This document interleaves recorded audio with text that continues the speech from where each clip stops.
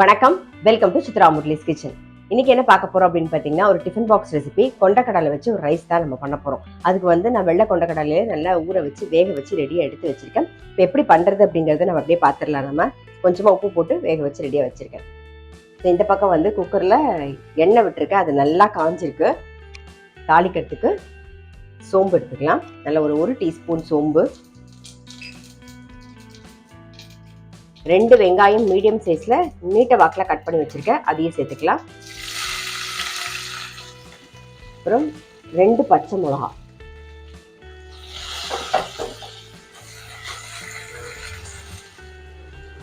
இது கூடவே வந்து இஞ்சி பூண்டு வந்து கோர்ஸா அரைச்சி வச்சிருக்கேன், அது நல்லா ஒரு டீஸ்பூனுக்கு இஞ்சி பூண்டு விழுது. இஞ்சி பூண்டோட பச்சை வாசனை போக கொஞ்சம் வதங்கணும். வெங்காயம் வதங்கிடுது. நல்லா ஒரு 2 தக்காளி மீடியம் சைஸில் அதுவும் சேர்த்துக்கலாம். இது கூடவே வந்து கொஞ்சம் கொத்தமல்லி, புதினா இருந்தால் புதினா கூட நீங்கள் சேர்த்துக்கலாம். கொஞ்சம் மஞ்சள் பொடி சேர்த்துருவோம். அப்புறம் தேவையான உப்பு, ரைஸ்க்கு என்ன தேவையோ அந்த உப்பை நான் இப்போவே சேர்த்துட்றேன்.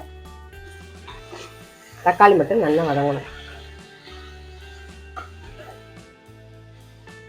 தக்காளி நல்லா வதங்கிடுது. ஏற்கனவே பச்சை மிளகா போட்டிருக்கோம் காரத்துக்கு, வரமிளகா அப்படி கொஞ்சம் சேர்த்துக்கலாம். நம்ம இது கூடவே வந்து தனியா மசாலா பொடி நல்லா ஒரு டீஸ்பூனுக்கு சேர்க்குறேன். இது ஒரு 2 நிமிஷம் வதங்கட்டும். தக்காளி நல்லா வதங்கிடுத்து. இப்போ வேக வச்சிருக்க கொண்டக்கடலையை சேர்த்துடலாம். நல்லா மிக்ஸ் பண்ணிடுவோம். 1 கப்பு பாஸ்மதி அரிசி வந்து நல்லா வாஷ் பண்ணிட்டு 20 நிமிஷம் ஊற வச்சு தண்ணியெல்லாம் வடி விட்டு எடுத்து வச்சிருக்கேன். இப்போ அதை சேர்த்துடலாம். நாம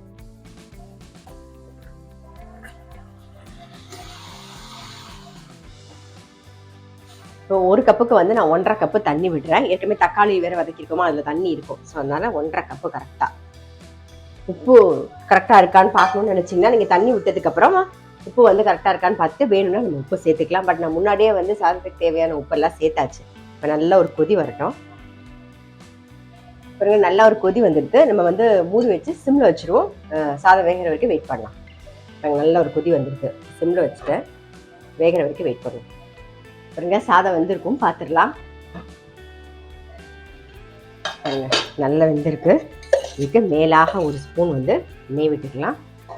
இது கூடவே வந்து கொத்தமல்லியும் சேர்த்துருவேன். சேர்த்துட்டு ஜஸ்ட் அப்படி மிக்ஸ் மட்டும் பண்ணிடுவோம். அவ்வளோதான். அப்படியே ஆறுனோடய நல்ல பொல பொலன்னு ஆகிடும். நம்மளுடைய சென்னா ரைஸ் ரெடி. நம்மளுடைய சென்னா ரைஸ் ரெடி. டிஃபன் பாக்ஸ்க்கு ரொம்ப சிம்பிள். நான் சொன்ன மாதிரி அந்த மசாலாம் தாளிக்கணும்னு அவசியம் இல்லை. நீங்கள் மசாலா பொடி அரைச்சி வச்சுருந்தீங்கன்னா அது மட்டும் சேர்த்தாலே போதும். ரொம்ப சிம்பிளாக டக்குன்னு பண்ணிடலாம். இன்றைக்கி நான் புதினா சேர்க்கல. நீங்கள் புதினா இருந்ததுன்னு அப்படின்னா அது ஒரு கைப்பிடி சேர்த்துட்டிங்கனாலும் நல்லாயிருக்கும். ஸோ கண்டிப்பாக வந்து கொண்டக்கடலை ரைஸ் எப்படி பண்ணணும்னு பார்த்துருப்பீங்க. ட்ரை பண்ணி பாருங்கள். நான் அடுத்த வீடியோவில் சந்திக்கிறேன்.